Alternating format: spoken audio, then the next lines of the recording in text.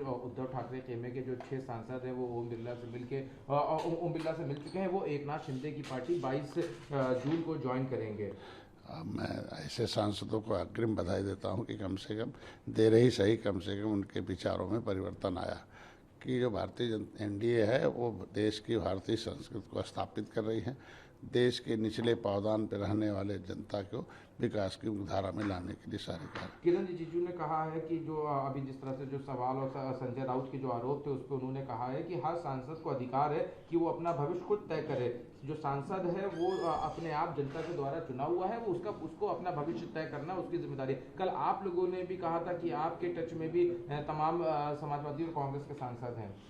देखिए, कोई भी नेता अधिकार जो भी राजनीतिक दल का चाहे MP MLA हो, वो इसीलिए आता है जनता की सेवा करें, राजनीतिक सेवा करें। वो तभी संभव है जब सत्ता के साथ रहेंगे, तो उनका निर्णय लेने का अधिकार है भाई।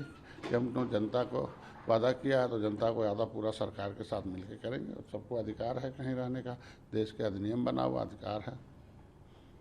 ओम प्रकाश राजभर का फिर से बयान आया, उन्होंने कहा पीडीए समारोह में मुरादाबाद वाली सांसद नहीं पहुंची, पीट देगा अहीर, पीट देगा अल्पसंख्यक, ये सब हर कोई दूर नहीं, इस तरह का उन्होंने ट्वीट किया है। देखिए, आज के जो पीड़ित मतलब होता पीड़ित, दुखी, अपमानित, ये सारे लोग जो पीड़ा दिए कांग्रेस सपा बसपा, वो सारे पीड़ित दुखी अपमानित लोग इस समय एनडीए के साथ हैं। और निश्चित रूप से मुसलमान भी धीरे धीरे अब ये मान लिया है कि हम अगर इन लोगों के साथ रहेंगे तो जनता में दंगा होगा, फसाद होगा और बच्चों को भविष्य खराब होगा, क्योंकि इनके पास न शिक्षा, स्वास्थ्य, रोजगार की योजनाएं नहीं है, केवल धार्मिक आधार पर तुष्टिकरण करने का काम है। इसलिए ढेर सारे नेता भी अब वो हो रहे हैं कि खाली मुसलमान भर के वोट से हम राजनीति नहीं कर पाएंगे, इसलिए उन्हें इस तरह का सोचने की मजबूरी।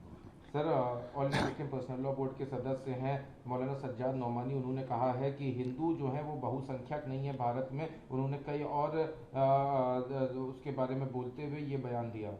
ये सभी जालीदार टोपी वालों के जाल में फंस के मुसलमानों की दशा, इनको तो सच्चर कमेटी पर रिपोर्ट देना चाहिए कि क्यों कांग्रेस सपा बसपा वोट देते देते मुसलमानों की दशा दलितों से खराब हो गई।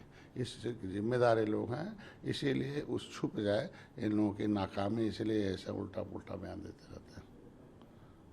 सर, बिहार में एक जघन्य अपराध हुआ है, एक महिला के साथ गैंगरेप होता है, उसके जो प्राइवेट पार्ट है उसके अंदर बुलेट रख दी जाती है। तमाम इस तरह की जो एक जघन्य जो गैंगरेप की घटना है वो बिहार से सामने आई है।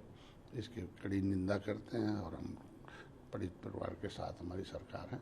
हमको लगता है कि इस पर कड़ी से कड़ी सज़ा होनी चाहिए और इस पर बड़े कड़े कानून होने चाहिए। महिलाओं की सुरक्षा, जहाँ एक तरफ सुरक्षा के जो हमारे इंतजाम चल रहे हैं, महिलाओं को सम्मान देने की बात चली है, वहाँ कुछ दरिंदे इस तरीके, तो ऐसे दरिंदों पर कोई कानून में जगह नहीं है।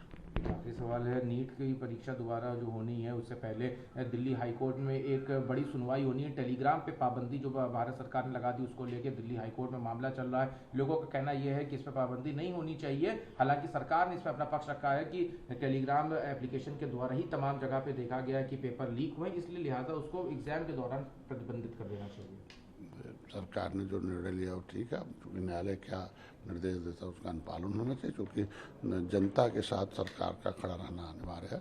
और हर नौजवान के साथ हमको लगता है कि इसमें जो टेलीग्राम उतने देर बंद रहना चाहिए जितना देर पेपर हो रहा है।